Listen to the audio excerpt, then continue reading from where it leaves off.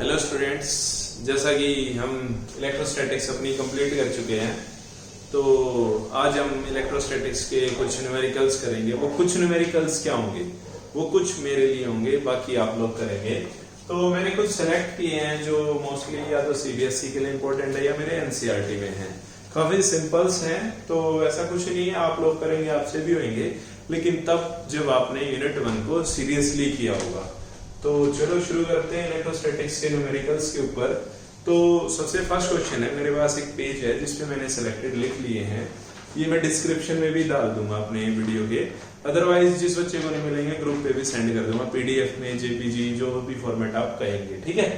तो करते हैं फर्स्ट न्यूमेरिकल हमारा क्या है भाई, देखो, कैलकुलेट द चार्ज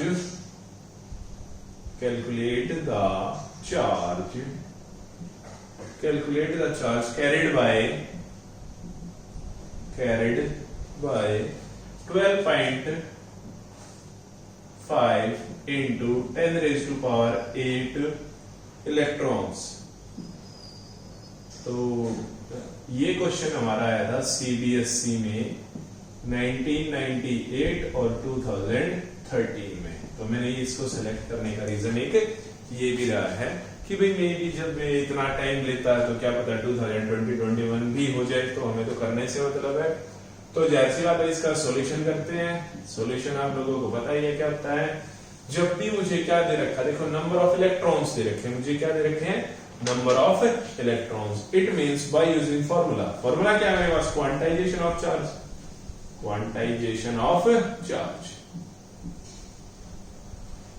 क्या था, Q is equal to plus minus NE।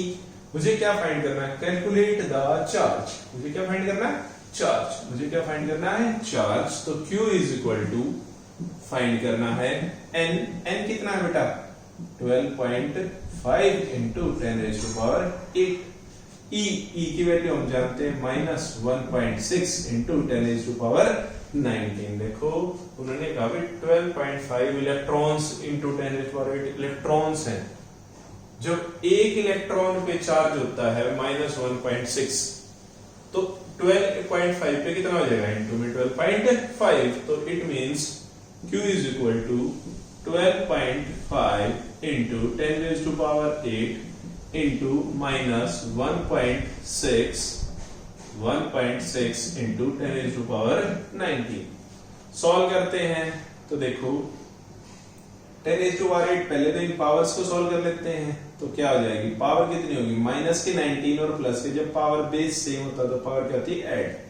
तो माइनस के 19 और 8 को जब मैं ऐड करता हूं तो मेरे पास आंसर आता है -11। कितना आता बेटा, -11। और 12.5 इंटू 1.6, 12.5 इंटू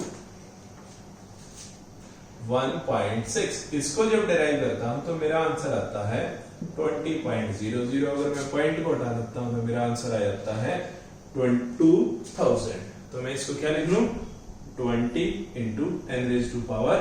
अब इस पावर को मैंने क्या किया, ये जरूर ले गया, तो मेरे पास कितना आंसर आया, 2 इंटू 10। देखो 110 था, तो ये आके क्या हो गया, डिवाइड हो जाएगा ना, इसको क्या हो गया, पावर, तो कितना हो गया, -10।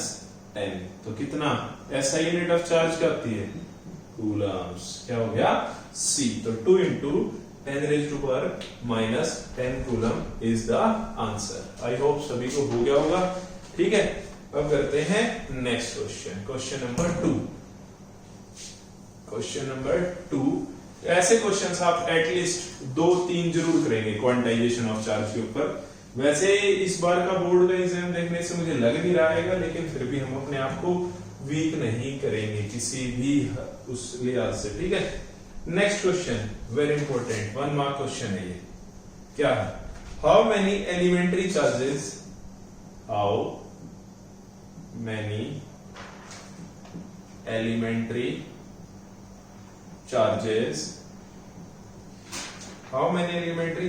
Form 1 coulomb. ये जरूर आएगा, फॉर्म 1 कूलम ऑफ चार्ज। देखो ये वाला क्वेश्चन तो 100% है, क्या कि भाई कितने चार्ज यूज करूं कि मेरे पास जो क्वांटिटी हो जाए उस चार्ज की वो कितनी हो जाए 1 कूलम। इट मींस अगर मैं इसको सॉल्व करता हूं तो मेरे पास क्या है, इस बार क्या है, मुझे क्या निकालना है, हाउ मेनी एलिमेंट्री चार्जेस, मुझे क्या निकालने हैं एलिमेंट्री चार्जेस। तो Q मैं एज्यूम ही कर लेता हूं कि चलो कितना है 1 कूलम, ठीक है। मुझे क्या निकालना है, N निकालना है। E की वैल्यू आप लोग जानते हैं 1.6 इंटू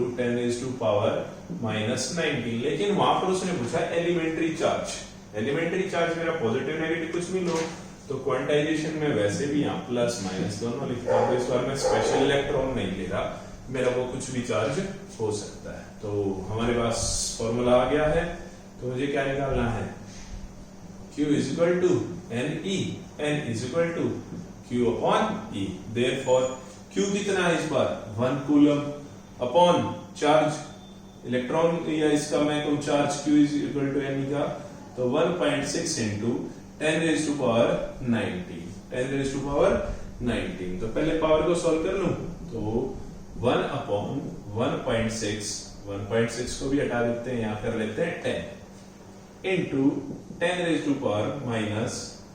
इस बार क्या हो जाएगी +20। इसको जब मैं इससे डिवाइड करता हूं तो नहीं हो रहा है, तो मैंने क्या किया एक पावर और घटा दी, इधर बढ़ा दी, तो कितना हो गया आंसर 100 इंटू 10⁻18 डिवाइडेड बाय 16। देखो मैंने क्या किया, यहाँ 10 के पीछे 19 जीरो थी, मैंने एक जीरो यहाँ कर ली, रिजल्ट तो मेरा सेम रहेगा, यहाँ पावर क्या कर दी 18 कर दी। अब इसको कट करते हैं, 16 6 जा 96, कितने रह गए 4 कैरी किया, जीरो लगाया पॉइंट आ गया, तो 16 2 जा 32, कितने रह गए 32 40 माइनस 32 8, 16 5 जा 80 इंटू 10⁻18। कितने इलेक्ट्रॉन्स या कितने नंबर ऑफ इलेक्ट्रॉन्स चाहिए जब मुझे चार्ज कितना करना है 1 कूलम, तो 6.25 इंटू 10⁻18 मुझे क्या चाहिए इलेक्ट्रॉन्स चाहिए, तब जाके मेरे पास क्या होगा 10⁻18 इलेक्ट्रॉन होगा। अब आ जाते हैं इस चीज के ऊपर एक थोड़ा सा कंसेप्ट निकालना। हमने टॉपिक करते करते किया था कि भाई जो अर्थ की कैपेसिटी है वो है 711 पिको फेरेड, मींस 711, ये तो बहुत कम है, 711 इंटू 10⁻⁻12। अगर इसको देखता हूं तो 711 डिवाइडेड बाय 10⁻12 जो कि लगभग अगर मैं देखूं तो 0.00 बहुत ज्यादा 0.0, यार अर्थ इतनी बड़ी है पर चार्ज हमारा कूलम में मतलब 0. समथिंग लेगी, तो ये तो थोड़ा सा ऐसा लगता है कि इतनी बड़ी अर्थ और चार्ज 0. समथिंग नहीं, हमें यही देखना है कि 6.25 नंबर ऑफ इलेक्ट्रॉन्स, देखो 6 पॉइंट, अगर पॉइंट भी हटा देता हूं 625 1 2 3 4 5 6 7 8 9 10 11 12 13 14 15 16, कितने जीरो आ गई, इतने इलेक्ट्रॉन्स चाहिए तब जाके 1 कूलम बनता। तो एग्जैक्टली 1 कूलम जो है वो एक बहुत ही बड़ी वैल्यू है, एक बहुत ही बड़ी वैल्यू है, इसलिए इतने नंबर ऑफ इलेक्ट्रॉन्स लग जाएंगे, जबकि ये तो बहुत ज्यादा है। असल में 1 कूलम जो वैल्यू है वो बहुत ही हाई है, तो 0. समथिंग बहुत है हमारे लिए, 1 कूलम पे तो बहुत सत्यानाश हो सकता है, ठीक है। ये तो हमारी फिजिक्स है जो इन चीजों को छोटी चीज माने, हम कहते हैं अच्छा 1 कूलम भी कोई चार्ज होता है, एटलीस्ट 10 20 200 तो होना चाहिए, 200 कूलम पे तो बेटा पूरा यूनिवर्स हो जाएगा, ठीक है। तो नेक्स्ट क्वेश्चन करते हैं, थर्ड, थोड़ा इंपॉर्टेंट है, क्वेश्चन को समझेंगे बेटा। 2 identically equal charge identical charge metal spheres A and B, दो आइडेंटिकल चार्जेस, इन पे इक्वल मैग्नीट्यूड का चार्ज है, metal sphere and B repel each other, ये दोनों क्या करें आपस में repel each other with the force of, इनके बीच में जो रिपल्शन का फोर्स है वो कितना है, with the force of 2 into 10⁻⁻⁵ Newton, क्योंकि ऐसा यूनिट ऑफ फोर्स क्या होती है न्यूटन होती है, ए थर्ड, यहां क्वेश्चन शुरू होता, a third identical sphere C uncharged, ये क्या है, अनचार्ज्ड है। Sphere C is touched to A जो बॉल थी, स्पीयर था, उसको टच की गई, and then placed at mid point between A and C, A और बी के बीच में उसको प्लेस किया गया। क्वेश्चन क्या है, calculate the net electrostatic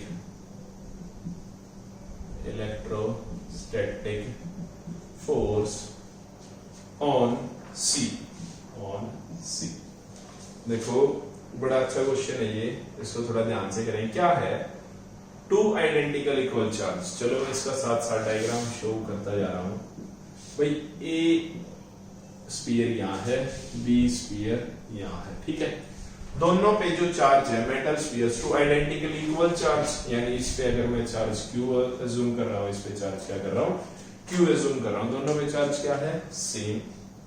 equal charge metal sphere repel each other, यानी ये दोनों एक दूसरे को रिपेल कर रही हैं। तो कूलम्स लॉ के अकॉर्डिंग के बीच का जो डिस्टेंस हो गया वो क्या हो गया, आर हो गया। ये में भी इधर जा रही है और ये में भी इधर जा रही है। फोर्स ऑफ अट्रैक्शन होता है दोनों की ये डायरेक्शन होती, लेकिन ये क्या कर रही है, एक दूसरे को रिपेल कर रही है, ठीक है। एक थर्ड आइडेंटिकल स्पीयर सी, मान लो एक स्पीयर और सी है, जिसको जो क्या है, अनचार्ज है, जो क्या है बेटा, अनचार्ज है, इज टच्ड, यानी ये पहले मैंने किस पे टच किया, ए पे। ये अनचार्ज्ड है, ये चार्ज्ड है, तो दो जब स्पीयर आपस में ए और सी जब चार्ज होंगे, सॉरी एक दूसरे को टच करेंगे, तो इनके बीच में इंटरचेंज होएगा चार्ज का। यानी जो इसके पास चार्ज था वो कुछ इसमें डिवाइड कर देगा, आधा इसको दे देगा, आधा खुद को रख लेगा। यानी ए का नया चार्ज कितना बन गया, Q/2। सी पे कितना चार्ज आएगा, Q/2, क्योंकि दोनों आइडेंटिकली सेम थे, इसलिए दोनों पे जो चार्ज डिस्ट्रीब्यूशन होगा उसका मैग्नीट्यूड भी क्या होगा, सेम होगा। यानी सी पे अब क्या हो गया है, एक चार्ज हो गया है, कितना, Q/2। Then placed at mid point, अब उसको मिड पॉइंट पे यहां पर प्लेस कर दिया गया। किस पे, मैंने किस पे प्लेस किया, यहां पर सी को प्लेस कर दिया, जिस पे चार्ज कितना हो गया, Q/2। ए पे कितना चार्ज हो गया, Q/2, ठीक है। At mid point between A and B, calculate the net electrostatic force, मुझे इस पे इलेक्ट्रोस्टैटिक फोर्स फाइंड करना है। तो क्वेश्चन सभी को समझ आ गया होगा क्या है, कि भाई दो चार्ज थे ए और बी, ए पे क्यू था, बी पे भी क्यू था। हमने क्या किया, उनको सेपरेट किया, दो रिपेल हो रहे थे। हमने एक सी अनचार्ज जो मेटल क्यूब थी या मेटल स्फीयर था उसको टच किया, जिसकी वजह से चार्ज डिस्ट्रीब्यूशन हुआ, दोनों में इक्वल हुआ, ए पे भी Q/2 रह गया। यानी सबसे पहले हम निकालते हैं ए और बी के बीच कितना था। ए और बी के बीच उन्होंने गिवन कर रखा है, जब उनकी रिपल हो रही है तो कितनी हो रही है, 2 × 10⁵ न्यूटन, ठीक है। तो क्वेश्चन करें, अब समझ आ गया होगा सभी को। अब करते हैं क्वेश्चन। यानी जो 2.5 है ए और बी, अभी सी का कोई वास्ता नहीं है इनके बीच में, ये डिस्टेंस है आर, इस पे चार्ज था क्यू, इस पे चार्ज था क्यू, तो इलेक्ट्रोस्टैटिक फोर्स इन दोनों के बीच में कितना हो गया, 1/4πε0 × Q/r², जिसको मैं रीराइट करके, क्योंकि चार्ज सेम है तो इसको रीराइट कर देता हूं Q², जो कि किसके इक्वल है, उन्होंने गिवन कर दिया विद फोर्स, यानी ये किसके इक्वल है, 2 × 10⁻⁻5 न्यूटन। यानी जो F की वैल्यू है, यानी 1/4πε0 Q²/r² की वैल्यू कितनी है, 2 × 10⁻5 न्यूटन। अब बनाते हैं नया डायग्राम। अब आ गया सी को मैंने टच करके कर दिया, तो ए का चार्ज कितना हो गया बेटा, Q/2, बी का चार्ज कितना हो गया, Q, ये सी पॉइंट है, सी पे कितना हो गया q/2। इन दोनों के बीच का डिस्टेंस पहले कितना था r, अब ये मिड पॉइंट पे रखा है तो यहाँ क्या हो गया r/2। ये भी कितना हो गया r/2। देखो a और b को हमने नहीं छेड़ा है, हमने c को प्लेस किया है a और b के मिड पे। तो ये जो पूरा डिस्टेंस था ये r था, तो इसका मिड पॉइंट इधर रहेगा, मिड पॉइंट इधर, सेम डिस्टेंस हो गया AC और CB का, तो इसलिए डिस्टेंस को मैंने क्या कर दिया डिवाइड बाय हाफ। अब निकालते हैं electrostatic force between, electrostatic force between A and C। देखो भाई C पे निकालना मुझे, तो पहले AC को निकाल लेता हूं, फिर BC को निकाल लेता हूं, फिर जो रिजल्टेंट होगा वो हम क्या कर लेंगे ऐड कर लेंगे। तो AC पे फॉर्मूला वही रहेगा 1/4 pi epsilon not, Q A पे कितना है चार्ज Q/2, अब C आ चुका है तो Q/2 इनटू Q1 Q2 की जगह क्या है C, तो C का भी कितना हो गया Q/2 divided by square of the distance between them. Square कितना, डिस्टेंस कितना है इस बार r/2 का स्क्वायर। तो इसको सॉल्व करता हूं तो क्या आ जाता है 1/4 pi epsilon not Q into Q, Q square, R into R, R square, और 2 2 जा 4, और 2 का स्क्वायर कितना हो गया 4 डिवाइडेड बाय 4, जो कि मेरे पास एक रिजल्टेंट आ गया कितना F इज इक्वल टू, यानी जो A और C का, तो यहां पर मैं मार्क कर लूं F, बल्कि वहां लिखेंगे F के बाद वाला, देखो यानी इलेक्ट्रोस्टैटिक फोर्स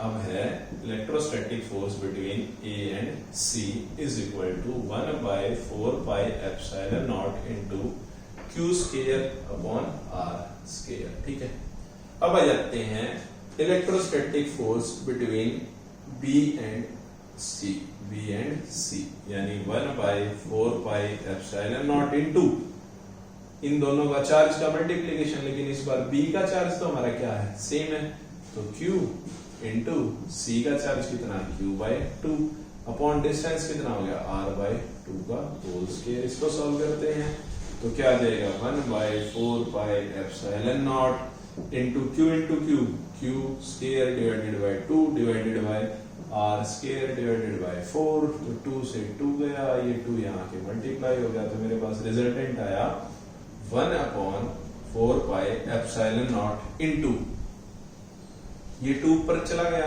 तो क्या आ गया 2Q square upon R square. इसको भी अगर मैं यहाँ रख के इनटू में 2 लिख लेता हूँ, दिस इज द, ये था A B का, ये था B C का, ये किसका था B C का। ठीक है बेटा, तो हमें इसमें कोई डाउट है नहीं, तो देखो क्या है, हमने दोनों चार्ज निकाल लिए। अब बात करते हैं डायरेक्शन की, तो देखो A और C का जो मैग्नीट्यूड है, A और C की जो रिपल्शन है वो आई इधर FAC, और B और C की रिपल्शन है वो किधर आई, इधर आई FBC।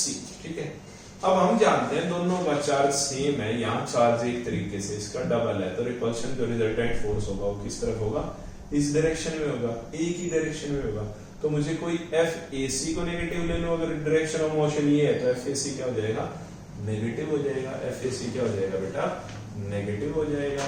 तो जो टोटल फोर्स होगा वो क्या होगा FAC प्लस FBC। अगर इसको नेगेटिव ले लेता हूं, क्यों, क्योंकि डायरेक्शन ऑफ मोशन हमारी ऐसी रहेगी, तो 1/4 पाई एप्सिलॉन नॉट AC कितना था Q square upon, sorry FAC negative है, Q square upon R square minus, sorry plus 1/4 pi epsilon naught into 2Q square upon R square. ठीक है, इसमें से क्या किया मैंने 1/4 पाई Q square upon R square common ले लिया है, सीधा दिख रहा है, ट्वाइस है, उसमें से हाफ चला गया, तो रिजल्ट आया 1/4 pi epsilon not Q square upon R square. यानी ये क्या होगा net electrostatic force on C, net electrostatic force on C। इसको इक्वेशन अगर मैं स्टार दे देता हूं और मैं अपनी फर्स्ट इक्वेशन पे आता हूं, what is the value of 1 by 4 pi epsilon naught Q square upon R square, जो कि कितनी है 2 into 10 raised to power minus 5। तो my result is 2 into 10 raised to power minus 5 newton. This is the electrostatic force on सी।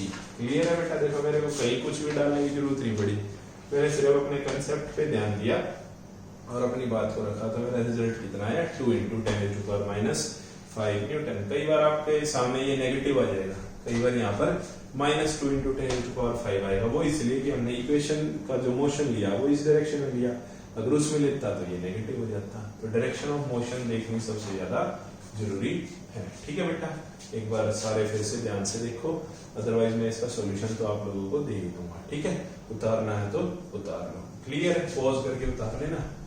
अब करते हैं next fourth question. Fourth question को देखते हैं भाई क्या है।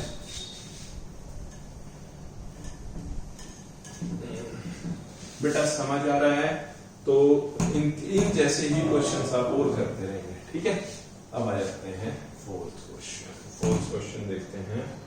Fourth question is 3 charges. Yes, ये मेरे हिसाब से इंपॉर्टेंट है, पेपर में कभी नहीं आया है, लेकिन फोर्थ क्वेश्चन है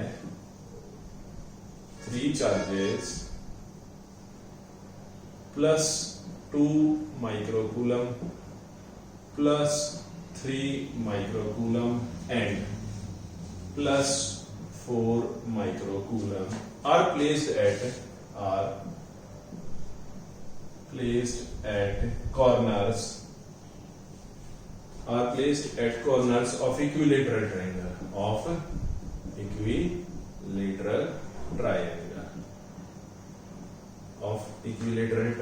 ABC। अब इक्विलेटरल ट्रायंगल की तो प्रॉपर्टी आती है, हर एंगल कितना होता है 60 डिग्री, हर साइड का होती है इक्वल होती है। Each of side 0.2 metre. तो एक चीज तो क्लियर होगी, मुझे ऐसा यूनिट में चेंज करने की जरूरत नहीं रहेगी डिस्टेंस को। Find the force on plus 4 micron coulomb due to other 2 charges. ये एनसीईआरटी का क्वेश्चन है, और पीछे वाला मैं आपको बताना भूल गया, वो क्वेश्चन था सीबीएसई में आया हुआ 2003 और 14 में। ठीक है, तो एनसीईआरटी क्वेश्चन है, ये पेपर में कभी नहीं आया लेकिन इंपॉर्टेंट लगा मुझे। तो क्या क्वेश्चन है, 3 चार्जेस हैं जो कॉर्नर्स पे प्लेस किए गए एक इक्विलेटरल ट्रायंगल के। तो एक इक्विलेटरल ट्रायंगल बना लेते हैं। ठीक है भाई, यानी यहाँ मैं सॉल्व करूंगा तो मैं एक इक्विलेटरल ट्रायंगल बना लेता हूँ। यहाँ लग रहा है इक्विलेटरल ट्रायंगल जैसा, हाँ लग रहा है। ठीक है, कॉर्नर्स का नाम दे दिया ए, बी और सी। ठीक है, अब किसी एक कॉर्नर पे 2 कूलम्स हैं, 3 कूलम्स है, 4 कॉलम्स है, तो 2 माइक्रोन कूलम प्लस माइक्रोकूलम, सी पे कर लेता हूँ प्लस के 3 माइक्रोकूलम। ठीक है, इसको भी साफ लिख लेते हैं ताकि कंफ्यूजन ना रहे, प्लस 2 माइक्रोकूलम और 4 है यहाँ पर। तो मुझे क्या करना है, इस 4 माइक्रोकूलम पे जो नेट इलेक्ट्रोस्टैटिक फोर्स है वो फाइंड करना, और इनके बीच का जो डिस्टेंस है वो है 0.2 मीटर, क्योंकि एक इक्विलेटरल ट्रायंगल की सारी साइड कितनी होती है, इक्वल होती है। तो 0.2 मीटर। क्लियर है, ए, सी, बी और सी में। ठीक है, तो मुझे इस 4 पे फाइंड करना है कि भाई कितना फोर्स लग रहा है।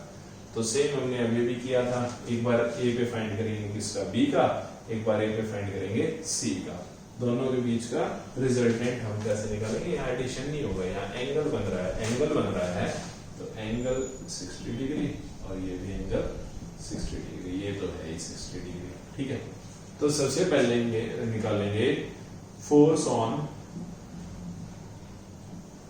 ए ड्यू टू बी,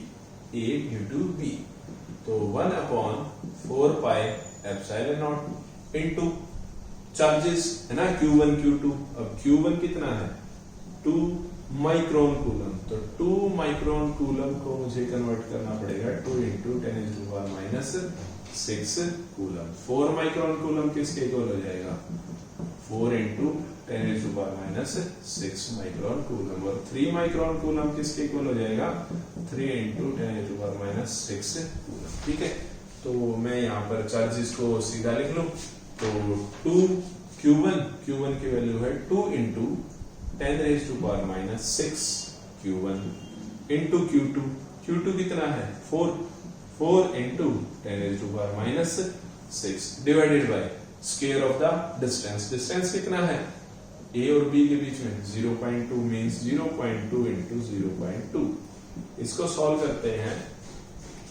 करते हैं तो देखो 1/4πε0 की वैल्यू होती है 9 into 10⁻⁹ into 2 into 10⁻⁻⁶ into 4 into 10⁻⁻⁶ divided by point का ऊपर ले लेते हैं, तो इंटू में 10, एक पॉइंट का यहाँ गया और एक और लिख लिया मैंने, तो यहाँ इस 10 को 100 लिखने के बजाय मैं 10⁻² लिख लेता हूँ। ये पॉइंट हटाई है मैंने, और 2 2 जा कितना हो गया? 4। ठीक है, 2 2 जा 4 कट किया मैंने। ठीक है, 4 को 4 से आंसर क्या है? 9 2 जा 18, 9 2 जा 18 इंटू, अब पावर्स को सॉल्व करते हैं, +9 +2 कितना हो गया? 11। कितना हो गया? 9 और 2 11, और -6 और -6 ये और ये कितना हो गया? -12। तो 10⁻11 इंटू 10⁻⁻12 मीन्स आंसर आया कितना?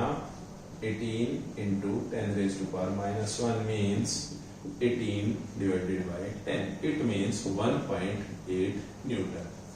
तो इन दोनों की वजह से जो फोर्स आया वो कितना आया? 1.8 न्यूटन। मैंने यहां मार्क कर लिया है। अब निकालते हैं द फोर्स ऑन 4 या मैं कहूं पॉइंट ए पे due to C, force on A due to C, तो सेम फॉर्मूला रहेगा 1/4πε0। चार्ज कितना है? 3। इस बार सी पे कितना है? 3 माइक्रोन कूलम इंटू किस पे फाइंड करना? 4 पे, अपॉन में आर का स्केयर यानी 0.2 का स्केयर, वही वैल्यूज प्लेस करूं, 9 इंटू 10⁻⁹ इंटू 3 माइक्रोन कूलम को क्या लिखूंगा? 3 इंटू 10⁻⁻6, और 4 को क्या लिखूंगा? 4 इंटू 10⁻⁻6 डिवाइडेड बाय वही डिवाइड बाय 2.2 है, तो 2 इंटू 10⁻²।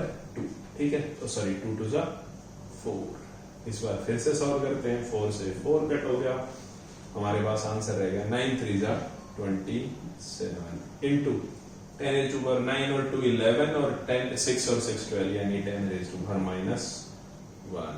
कोई क्लियर, कोई डाउट? सॉरी इसमें नहीं, तो इसका मीन्स होगा 27 डिवाइडेड बाय 10 मीन्स 2.7 न्यूटन। यानी यहाँ पर जो फोर्स है वो है 2.7 न्यूटन। 2 फोर्स आ गए हैं, अब बाकी मैं इरेज कर रहा हूं। अब चलते हैं थोड़ा सा एक्सप्लेनेशन पे, ठीक है। तो देखो, जो इस सी की वजह से लग रहा था तो उनका रिजल्टेंट वो था भाई रिपल्शन होगा, क्योंकि दोनों पॉजिटिव थे, तो उसका रिपल्शन जाएगा यहाँ पर। यानी यहाँ जो फोर्स लग रहा वो कितना है? 2.7। और जो बी की वजह से लग रहा है ये भी रिपल्शन करेगा। ये यहाँ पर कितना लग रहा है? 1.8, यहाँ कितना लग रहा है? 2.7। इन दोनों के बीच में एंगल कितना? Vertical opposite angle 60 degree. तो इनका रिजल्टेंट क्या निकलेगा मेरे पास? दिस। तो रिजल्टेंट कभी भी दो वेक्टर्स जब कुछ एंगल के ऊपर डिपेंड करते हैं, कुछ एंगल्स के ऊपर निकलते हैं, तो रिजल्टेंट कैसे निकालते हैं?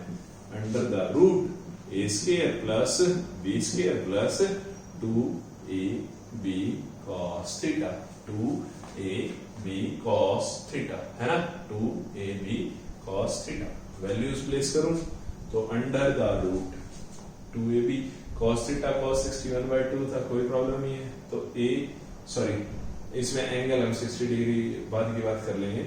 ए का स्क्वायर, ए कितना है? जो ए की वजह से लग रहा है 8 का स्क्वायर प्लस b का स्क्वायर, b कितना है 2.7 का square plus 2 into a 1.8 plus into 2.7 into cos 60 कितना होगा 1/2, 2 से 2 कट हो गया, रिजल्ट आया मेरा 1.8 या मैं कहूँ 18 डिवाइडेड बाई 10 का स्क्वायर प्लस 27 डिवाइडेड बाई 10 का स्क्वायर प्लस 18 डिवाइडेड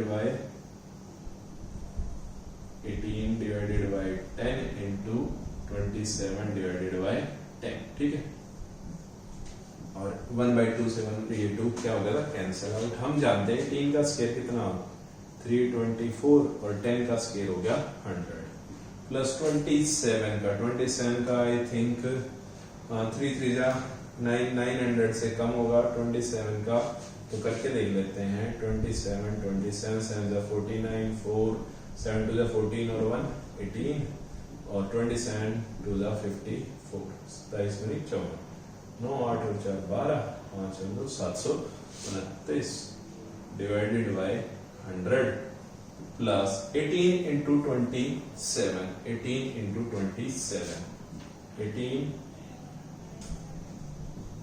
इंटू 27 8 7 56 5 8 2 16 और 5 21 और 27 6 7 और 1 8 2 2 4 486 कितना हो गया 486 divided by 100 under the root. LCM common है तो मैं इस कॉमन को कर लेता हूँ यहाँ प्लस 100 का जो कॉमन आ गया वो क्या आ गया बाहर आ गया कितना 1/10 इनको ऐड करता हूँ तो 6 और 4 10 प्लस 9 19 1 कैरी हो गया 2 और 1 3 प्लस 2 5 प्लस 8 13 1 3 4 और 7 11 plus 4 15 divided by 15 under the root और बार आगे डिवाइड तो 15 का स्क्वायर करता हूँ तो मेरे पास कुछ 40 का स्क्वायर रूट कितना होता है 40 का स्क्वायर होता है 4 4 1600 है ना। तो हमारे पास ये 1539 है, इसका मतलब है 39 के करीब 39.12 के करीब। अगर मैं आंसर चेक करता हूँ मेरे पास तो वो है 39.3 तो बाहर ये जो 1/10 था या इसको 100 यही लिखोगे तो कितना आ गया 39.3 divided by 100 under the root sorry divided bye